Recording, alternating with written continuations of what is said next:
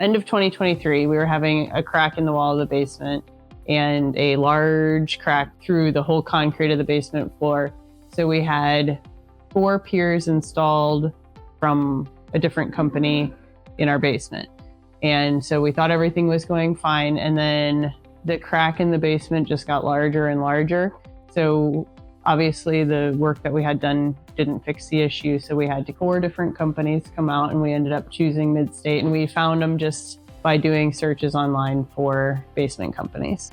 Giovanni, he was fantastic. He made us feel at ease right away. We ended up even having an engineer come in and look at the whole basement just to make sure that the solution that we decided to go with was the exact right solution. And they foot the bill for that for us as well. So we were very happy with Midstate. The installation process was great. Each time that they came, they were professional. They covered the floor, cleaned up after themselves once they left, and have had no issues with the installation process.